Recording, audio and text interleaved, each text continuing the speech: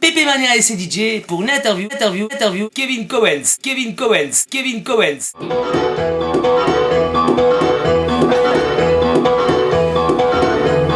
En 2001, ton aventure de DJ commence. Tu mixes dans l'une des plus grandes boîtes de Belgique qui est la Bûche. Alors, quelle sensation ça fait de mixer devant un grand public, j'ai envie de dire?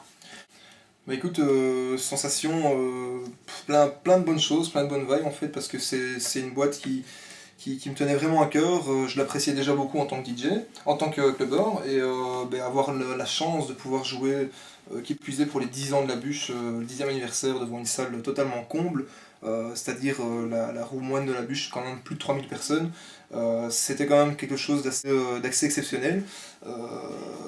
Le premier mix un peu tremblant, mais bon, une fois que le premier passe, vraiment le reste a suivi, ça a été vraiment génial.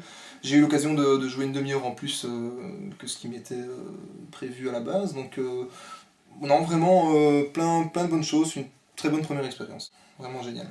Et la dernière fois qu'on s'est vu, il n'y a pas longtemps, tu me disais comme ça que tu avais envie de viser l'étranger.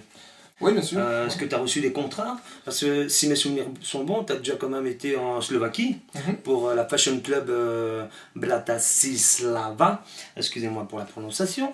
Et tu as été aussi à Ibiza pour Delano Beach et Ushuaia. Ushuaia Beach, c'est ça. Tu as encore eu d'autres trucs ou pas? Écoute, oui, cet été j'ai eu la chance de jouer à Capo d'Orlando, donc c'est une petite ville qui se trouve en Sicile, près de Messine.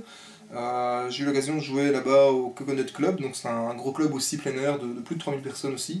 C'est vraiment super ambiance, vraiment les Italiens, respect, déjanté, vraiment très très bien. Donc belle expérience aussi. Et sinon dans les contrats à venir, ce samedi je serai au Vamos Club à Cambrai, donc c'est dans le nord de la France. Et prochain booking international, donc c'est le 25 pour le Noël, et là ça sera à Aachen en Allemagne, une toute nouvelle boîte qui vient d'ouvrir. Donc voilà, j'aurai l'occasion d'aller tester le public allemand pour la première fois. Ça commence alors? Tout doucement, tout doucement. C'est pas vraiment ce que tu veux? C'est pas encore ce que je veux, parce que bon voilà, ça fait 12 ans que je suis dans le milieu, et c'est clair que c'est pas un milieu où tu peux percer facilement. Je pense qu'il faut beaucoup de persévérance, beaucoup de patience, et avoir les bons contacts, tomber au bon moment, au bon endroit, et voilà, c'est un tout quoi. Et pourquoi tu penses que c'est beaucoup plus difficile de faire vibrer les Wallons par rapport aux néerlandophones pour tout ce qui est musique assez pointue, comme par exemple la tech house, la progressif? Je pense que le wallon, malheureusement, avec les établissements qu'on lui propose en Wallonie, va toujours rester dans la musique assez généraliste, commerciale, on va dire ce qu'il entend sur les grandes stations de radio, pour pas citer de nom, pour pas faire de jaloux. Donc voilà, c'est un peu plus difficile. Mais tu crois pas que c'est parce que aussi il y a un manque de communication dans la Wallonie, dans les clubs qui se trouvent dans la Wallonie? Parce que par exemple, au B-Club, une fois par mois, il y a la Kiss My Bass qui justement vise cette musique pointue. Ouais, non, c'est clair. Bon, je pense que c'est une question de promotion aussi, mais c'est une question aussi de. Merci, c'est gentil. Non, je pense qu'il faut, il faut oser aussi en tant que patron d'établissement. C'est pas toujours facile d'investir dans une soirée où tu n'es pas sûr de pouvoir récupérer ton investissement. Et ouais, mais il y a quand même pas mal de Wallons qui vont chez les néerlandophones justement pour écouter ce genre de son. Il y a beaucoup de Wallons qui vont chez les néerlandophones pour écouter ce genre de son, mais si tu leur passes le même son en Wallonie, ils vont te dire ouais c'est pas bien, c'est pas la même chose. Ah, carrément. J'ai pu tester quand je jouais assez régulièrement à la Roca. Je faisais plus ou moins les mêmes sets parce qu'on fait pas toujours deux sets semblables, mais je passais plus ou moins les mêmes tracks en Wallonie et en Flandre, et les Wallons qui me suivaient en Flandre me disaient ouais c'était génial, et quand je refaisais plus ou moins la même chose le week-end d'après en Wallonie, non c'est pas bien. Donc je pense que c'est simplement le fait que quand les Wallons sortent dans leurs établissements en Wallonie, je pense ils ont leurs habitudes, ils sont un peu habitués à avoir cette musique généraliste un peu plus festive, c'est vrai. Et je pense que voilà, ils sortent en bande de potes, et ils sont plus amenés à faire la fête sur de la musique généraliste en Wallonie, moi-même tout en pensant qu'on peut très bien s'amuser, que ce soit seul ou en bande de potes, sur de la musique un peu plus pointue. Donc voilà, c'est clair que la tech house qu'on joue, la house qu'on joue maintenant, c'est quand même de la musique assez festive, et c'est justement ce qu'on essaie de faire découvrir à ces personnes qui ne connaissent pas super bien la musique pointue. on essaye de leur faire découvrir que nous aussi on peut les faire bouger, voilà. En écoutant autre chose que le commercial. En écoutant autre chose que ce qui passe 15 fois par jour à la radio, et je veux dire, la musique que tout le monde enfin la musique populaire, quoi, la musique que tout le monde écoute, quoi, que ce soit le petit frère de 7 ans ou la grand-mère de 77 ans, voilà, c'est... Là, on va arrêter avec le débat de pourquoi les Wallons sont néerlandophones. Sinon, on peut encore en parler pendant des heures et des heures. Donc, je reviens à la musique. Ouais. Quel est ton meilleur souvenir depuis que tu es DJ? Bah écoute, j'en ai pas un seul, parce que ça serait quand même malheureux en 12 ans. Le tout premier, c'est vraiment ma première chance, ma first chance, on appelait ça à l'époque, à la bûche. Et donc là, je veux tout principalement remercier Georges de m'avoir donné cette chance. Donc Georges, en fait, pour l'histoire, c'est l'ancien DJ de la bûche qui a ouvert son propre club maintenant, le Pulse Factory. C'est pas DJ Joss qu'on entend? Non, DJ Georges. Ah, ok, pardon. Donc voilà, je le remercie tout particulièrement de m'avoir donné cette chance-là, et qui plus est, maintenant il m'invite encore assez régulièrement, que ce soit au Lorenz Club ou au Pulse Factory, donc vraiment respect pour ça. Donc ça, c'est vraiment mon gros coup de cœur, la toute première devant un vrai public. Maintenant, à côté de ça, c'est clair qu'il y a eu les bookings à l'étranger, style voilà, jouer sur la plage, Ushuaïa, Delano, à Ibiza, ça c'était vraiment exceptionnel. Jouer sous 40 degrés, soleil, bikini, c'est vraiment bien.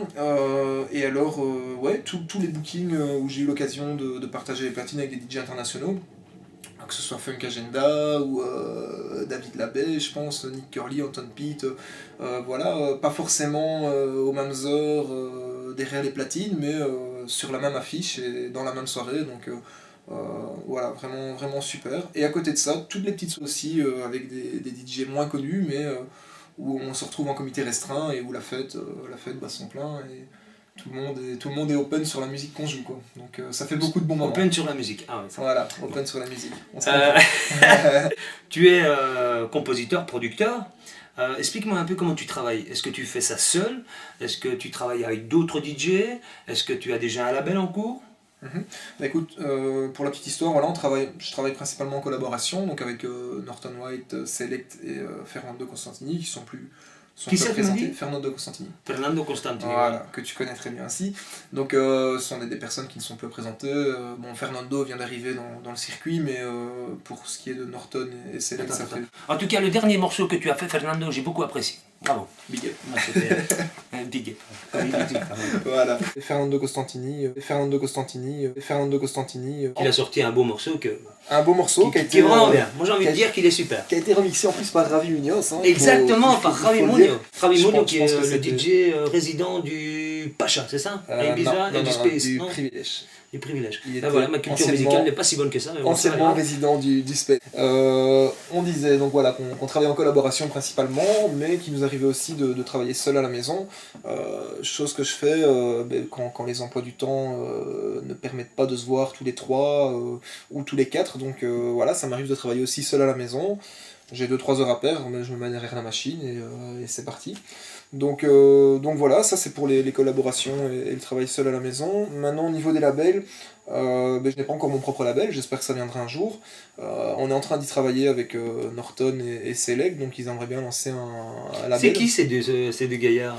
Bah écoute, c'est deux Namurois que j'ai eu l'occasion de rencontrer derrière les platines il y a peut-être 2 ans d'ici, à tout casser. Et écoute, la sauce a pris tout de suite, comme on dit. Et on s'est vraiment rendu compte qu'on avait un univers musical assez semblable. Et de fil en aiguille, voilà, on a commencé à se voir en dehors des boîtes de nuit, à se voir en studio. Et voilà, ça s'est super bien passé, on s'entend à merveille. C'est devenu clairement des amis. Et voilà, donc on aime bien de composer ensemble, on aime bien d'essayer de mélanger les idées, de sortir quelque chose de ça, quoi. Et il n'y en a pas un des deux qui a fait Qu'est-ce que vous voulez? Ouais, c'est Select, il n'y a pas beaucoup de gens qui le savent. Oui, c'est lui qui a composé le fameux hit Qu'est-ce que vous voulez, qui a fait fureur il y a 10 ou 12 ans d'ici, plus ou moins, hein. Je pense que c'était fin des années 90. Exact, ouais. début 2000, donc qui a été joué par les Les plus grands grands, DJ, quoi. même Exactement. Carl Cox l'a charté numéro 1 pendant des semaines et des semaines. En parlant de Select, qui a déjà bossé, qui a déjà fait pas mal de tracks pour les plus grands, je vais pas citer de nom, mais il travaille beaucoup dans l'ombre et il commence seulement à sortir de cette ombre et je pense qu'on peut s'attendre à quand même pas mal de bonnes choses pour 2011, 2012 et toutes les années qui Des suivent. petites nouveautés, quoi. Voilà, vraiment pas mal de choses et je pense qu'en réunissant les idées qu'il y a dans les quatre têtes, je pense qu'il y a moyen de faire vraiment quelque chose de bien. Donc c'est clair que la collaboration est vraiment très bien, quoi, très chouette et il n'y a rien à redire, je pense, pour le moment là-dessus, quoi. Bon, et pour terminer, comme tu dis toujours, non, comme tu écris toujours, c'est Comme j'écris. music. Ben voilà, c'était l'interview de Kevin Coens, notre prochain DJ pour la Kiss My Bass.